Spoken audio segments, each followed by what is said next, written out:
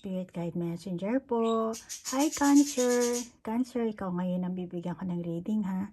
At aalamin natin kung ano ang prediction mo sa year 2025. Okay?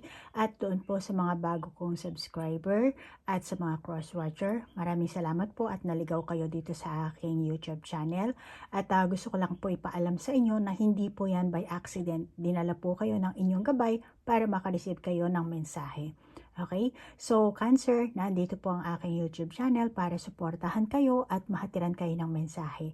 Nang sa ganun po, maisaayos niyo po ang inyong buhay, kabuhayan, relasyon nyo sa inyong mga pamilya, asawa, anak, coworker, at sa mga tao sa kapaligiran nyo. Okay, Cancer? At ang intention ko sa paggawa ng video ito, ng reading na to, naway mabigyan ko kayo ng kamalayan at ma-heal nyo ang inyong sarili. At magkaroon kayo ng self-love. Okay? Cancer, ang self-love, hindi yan selfishness, hindi yan self-desire. Dahil ang katawan natin ay templo ng Holy Spirit. Our body is the temple of the Holy Spirit. Kaya kailangan mahalin natin, alagaan natin. Okay? Diba ganyan naman ang templo? Palaging nililinisan. Pag marami ang katawan mo, meron kang bad habits, masamang pagnanasa sa mga laman loob, hindi lilinis ang iyong katawan, Cancer. Okay? Ingatan mo.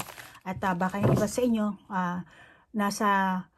dumating na siguro ang oras ng spiritual awakening nyo. Kaya once na tumungtong na kayo sa mundo ng spirituality, nagkaroon na kayo ng awakening, makakabuti sa inyo na alisin nyo na yung mga bad habits nyo, yung obsession nyo. Kasi sa spiritual awakening, karamihan nakakita nila yung twin flame nila.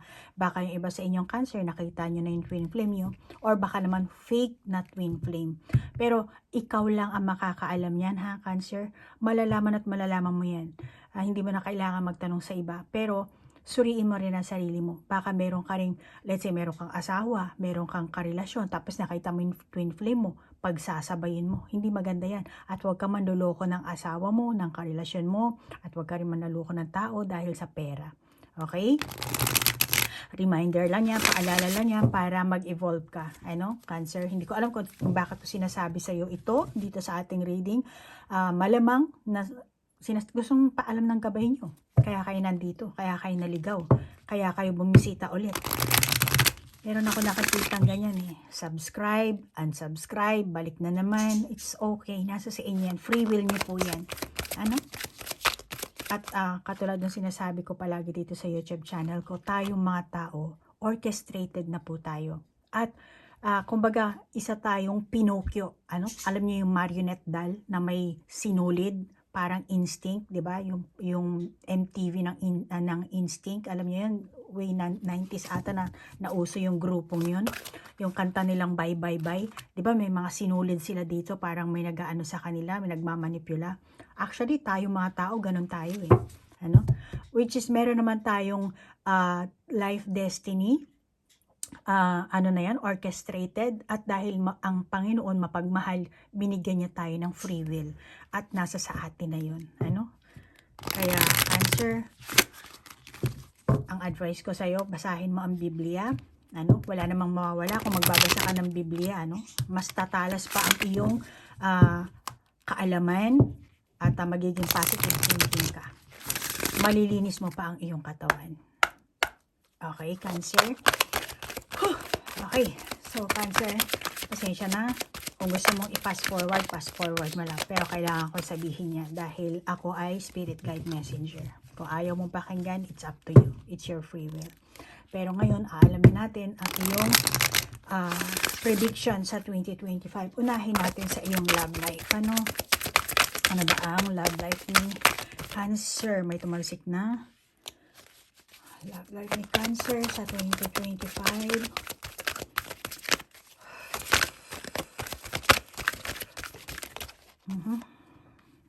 Tago muna natin. Imagine.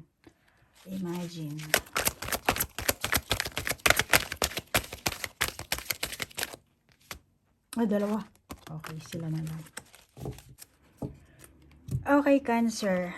Meron tayong a change in the wind and poised. change in the wind and poise. And then dito naman, no place like home, by the book. By the book. Mukhang malakas ang loob mo dito ah. Nakikita ko ang willpower. Lakas ng loob mo dito. Parang ikaw talaga ang nagli-lead, ano? 1, 2, 3. Palaki ng palaki.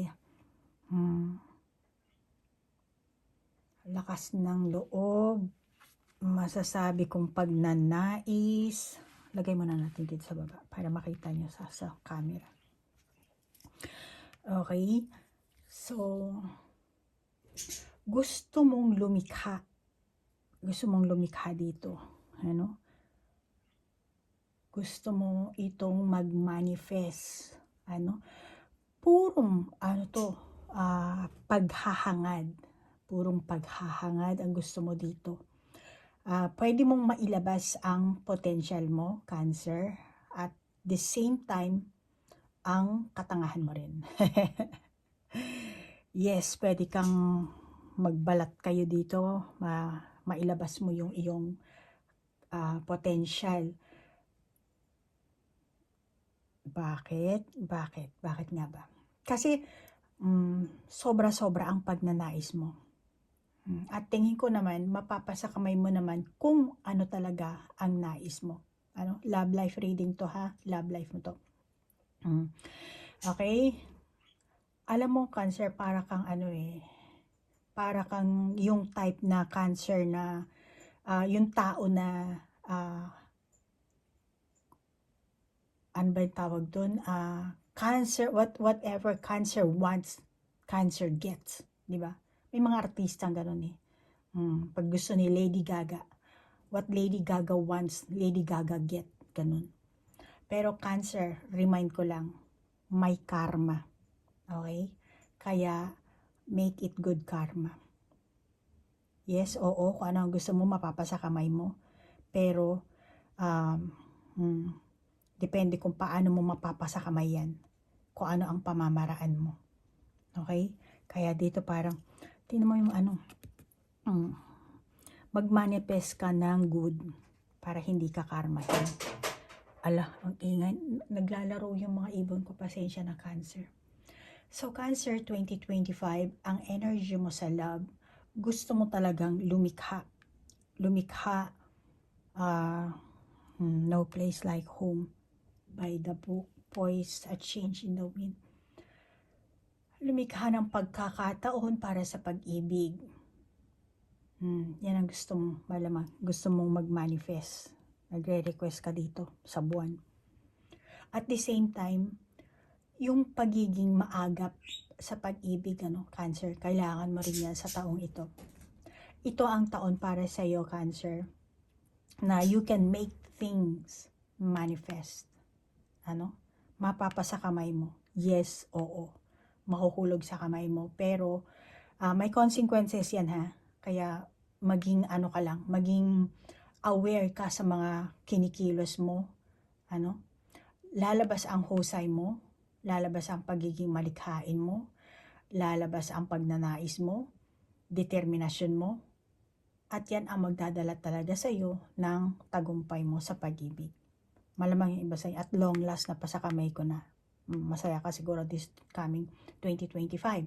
Kaya this year, ang masasabi ko, ikaw, yung iyong enerhiya, gagawa at gagawa ka. Kikilos at kikilos ka.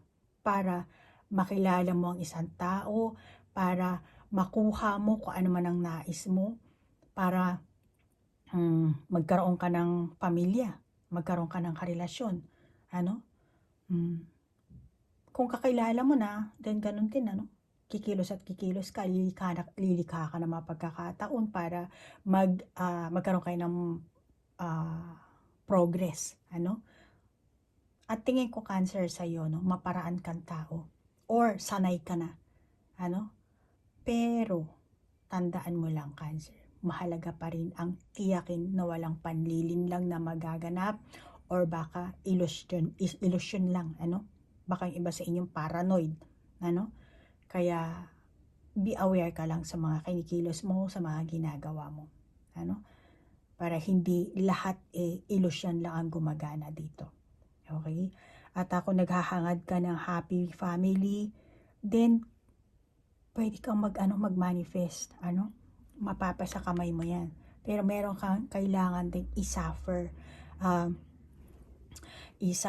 or meron ka rin kailangan ayusin para mapasa kamay mo yan, para sumunod sila sa gusto mo.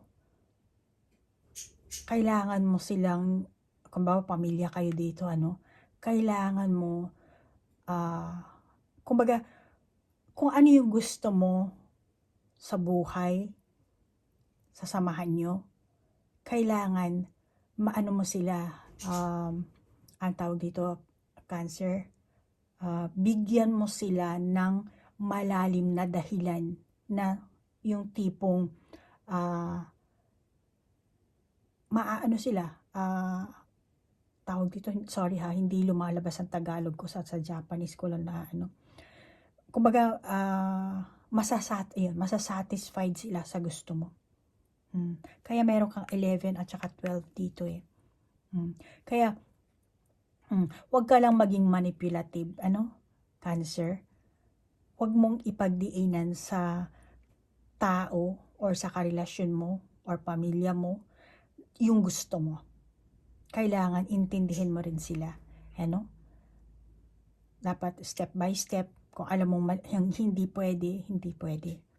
Kung nagnanais ka ng masayang pamilya, Kasi nakasabit ayan Malamang na yung iba sa inyo, kailangan abutin nyo pa yan para mapasa kamay nyo. Kaya kailangan mo mag-manifest dito. Pero kailangan mo, hindi mo kailangan magbalat kayo, pero kailangan mo intindihin yung karelasyon mo, yung taong kasama mo, yung mahal mo. Yan ang kailangan mong gawin sa taong eto. May asawa ka man, may karelasyon ka man, Huwag mo silang manipulahin, huwag mo silang pilitin sa gusto mo. Kailangan respetuhin mo sila. At kung gusto mo na sumunod sila sa iyo, then kailangan bigyan mo sila ng mabuting rason para masatisfied or siya yung magiging karelasyon mo or yung karelasyon mo. Nang sa ganun, pareho kayo makaramdam ng happy life, happy romantic life. Okay? Yan ang kailangan mong gawin this coming 2025. So move on tayo sa iyong career. Baka yung iba sa inyong Cancer, empleyado kayo, or baka naman umaasa lang kayo sa kinikita ng inyong asawa. Typical housewife, or gumagawa ka ng sarili mong kita, extra income, tumutulong ka sa asawa mo.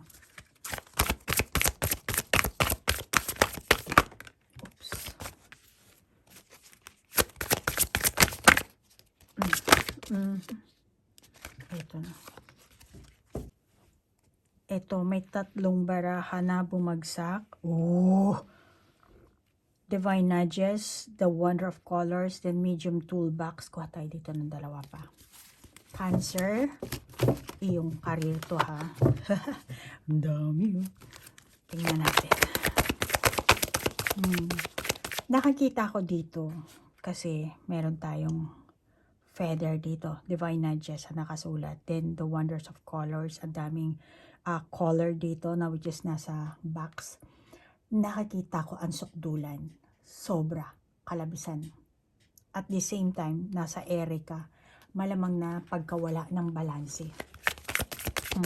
Hindi pagkakasundo. Kawalang ingat ang nakakita ko. Ay, yun na. Naglabasan na. Ano to? Sa trabaho mo to. Panigurado. Kung empleyado ka, kahit hindi ka empleyado, pero nakakita ko to. Ang pula ng baraha mo dito, Kaya, masasabi ko, nakakita ko ang pagmamadali. Pagmamadali dito. Alam mo, Cancer, yung iyong working life at personal life, tingin ko this coming 2025, hindi mo mababalanse. Pero pipilitin mo naman yung balansehin. At,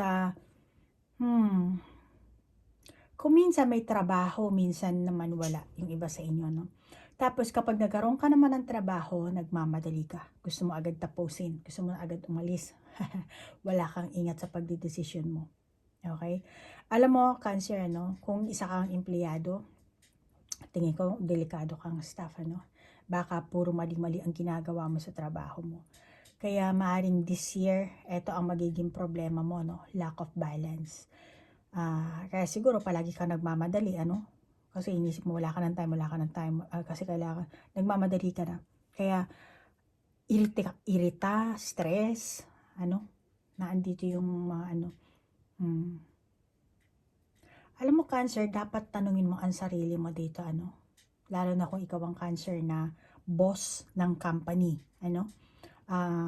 masasabi ko na dapat kausapin mo sarili mo. Kung gusto mo na lang ba palagi trabaho, ganito, parang trabaho na lang, nag-iintay sa iyo ang private life mo. Kaya kausapin mo ang sarili mo. Hindi ka ba nahihirapan sa ganyan aspeto ng buhay mo? Yung routine mo? Umaasa ka na ba na lahat ng ginagawa mo magbubunga? Dapat alam mo yun sa sarili mo or alamin mo this coming 2025. Balikan mo yun 2024 mo. Magbalik tanaw ka at ngayon mag-set ka sa 2025 mo. Alam mo, Cancer, wala namang tawag dito, walang fix sa future mo. Ikaw naman ang gagawa niya, ikaw ang tatrabaho niya, Which is kaya nga meron tayong life destiny at meron din tayong free will, Pero palagi nga sinasabi, 'di ba, sa Biblia, seek the kingdom of God first. Tapos lahat na 'yan mai-add na sa iyo. Pero kung gusto mo yung sarili mong kagustuhan, din magagawa mo naman. Yun nga lang, Cancer, ingatan mo ang pangangatawan mo. Kasi red, naka-red na yung katawan mo dito. Alam mo, Cancer, merong mga ganyan tao, trabaho ng trabaho, palakol, kung ano ang ginagawa, Pero, oo, pumasok nga, milyon na pera, pero nagkasakit naman, di ba? Gusto mo ba magkasakit, Cancer? Baka magkaroon ka ng cancer. Kaya, mag-ingat ka na lang, at balance ang kailangan mo dito. Pero alam mo, Cancer, yes, oo, talagang magtatagumpay ka dahil lumalabas dito sa box ang rainbow. Kasi umaasa ka rin So malamang na talaga nagmamanifest ka. Maaaring magtagumpay ka. Pero nakikita ko sa baraha talaga ang red na to, which is ito ang health issue mo. Pero hindi ko nahahalokayin yan. Ang masasabi ko na lang, Cancer, mag-ingat ka. Huwag mong sambahin ang pera. Bigyan lang kita ng parable, Cancer, sinabi ko na kanina, di ba? Pero ang parable kasi, Cancer, short, simple story yan. Illustrating ang moral, spiritual truth naman, lalo sa Biblia, meron yan. Okay? Alam mo ba yan, Cancer? So, tingin ko sa'yo, kasi eto kailangan mong balansehin dito. Huwag mong lahat ng oras ibuho sa trabaho mo. Kaya nagiging unbalanced ka dito. Malamang 2025, unbalanced ka. Stress, anxiety, depression. Para sa akin, bilang isang spiritually awakened na tao, oo, may stress tayong tao. Cancer. Natural lang yan. Pero, yung stress na yan, hindi lang yan basta stress. Kasi, malamang ikaw ang Cancer na gusto mo talaga magpayaman, magkaroon ng maraming pera, maging sikat, or kung ano man, yung hinahangad mo na outcome, malamang na hindi lang 2025, galing pa yan sa nakaraang taon. Cancer, hindi tayo nagpunta dito sa mundong ito para magpayaman. Meron tayong life destiny at meron tayong free will. Kaya nga, it's our choice. Kung gusto mong yumaman, then mag-effort ka. Pero aanuhin mo naman ang yaman mo kung may sakit ka namang Cancer. Yung iba sinasabi, pagka nakaranas ng ganito, nagkaroon ng health issue, sasabihin nila, ay, kinulam ako. Kung ano pang sakit ang meron, baka iba sa inyo nagkasakit na kayo, inisip nyo kinulam kayo or kung ano. No, hindi kayo kinulam. Ano na to eh, karma. Kung ano yung pinadala mo sa universe, yun ang ibabalik. So, gusto mo ng yumaman, gusto mong makabili ng sari-saring bagay, yes, napasakay mo na siguro noong 2024 and gusto mo pa siguro sa 2025. Pero ang kalalabasan yan, magkakaroon ka ng sakit. Kaya ito, nabasa mo na tong reading na to, suriin mo ang sarili mo, Cancer. Okay? Alamin mo sa sarili mo kung ano ba talaga ang nangyayari sa'yo bago pa maging huli ang lahat. Kaya Cancer, sinasabi ko lang at ako rin messenger lang ako, Cancer. Kaya hindi ko talaga, minsan hindi ko alam talaga kung ano yung sinasabi ko dito sa aking YouTube channel, pero yan ang lumalabas sa bibig ko at malamang ang gabay ko ang nagpapasabi niyan sa'yo. Okay, Cancer? Maniwala ka sa hindi, nasa say yan. Pero masasabi ko, suriin mo na lang. Kailangan mo talaga ng self-realization, self-awareness, self-reflection. Kung wala ka niyan, hindi mo makakilala ang sarili mo. Especially kung ikaw ang Cancer na spiritually awakened or tinatahak mo na ang spiritual na landas mo. Okay? So, yan ang masasabi ko sa iyo, Cancer. At remind ko lang yan sa iyo. Ang layunin natin dito sa mundo, sa lupa, ay ang ibigin ang Diyos. Pagkatapos, ipakita natin yung, kasi si Jesucristo, siya ang naging role model natin. So, yung kanyang, hindi natin magagawa totally lahat ng nagawa niya, dahil siya si Jesucristo. Pero, nagbigay siya sa atin as a role model. Ang mahalin na natin ang ating kapwa. Pagmamahal na inalok niya sa atin at gayahin natin yun. Kaya pag nakilala na natin ang Diyos, ipakilala din natin sa iba. Kaya nga, binigyan nila ako ng title na Spirit Guide Messenger. At yan ang pinagagawa nila sa akin. At yan ang sinasabi ko sa iyo ngayon, Cancer. Hindi ko alam kung tinatahak mo na ang spiritual path mo, pero itong prediction mo sa 2025, malamang na meron kang health issue. At bago pa mangyari ang health issue mo, ngayon pa lang ayusin mo na ang iyong pamumuhay. I-balance mo. Okay? Kung trabaho, trabaho. Kung private life, private life. Huwag kang masyadong maghangad. Dahil yung perang matatamo mo, hindi mo madadala yan sa hukay. Or kahit karir pa yan, kahit ano pa yan. Okay? So, alamin natin yung pera mo. Okay? Dahil ang pera mo, ang karir mo, syempre konektado yan. Kung wala kang trabaho, wala ka rin pera. Diba? Depende na lang kung anong klase ang kabuhayan ng ginagawa mong Cancer, Pero kung ikaw ang Cancer na masyadong masipag, masyado mong tawag dito, pinahihirapan ng sarili mo. Umaabot ka sa sukdulan, labis-labis na maghahangad. Huwag ganun, Cancer. Mahalin mo ang sarili mo. Kaya sinasabi ko palagi yan, Cancer, self-love. Please, Cancer, mahalin mo ang sarili mo. Alamin natin ang iyong pera.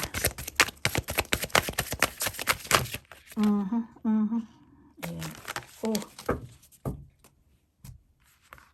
Coming apart, and then goblins, dragon's liar, and then making a choice. See? Ayan, lumabas sa'yo. Making a choice. Okay? Cancer? So, eto rin, tingnan mo.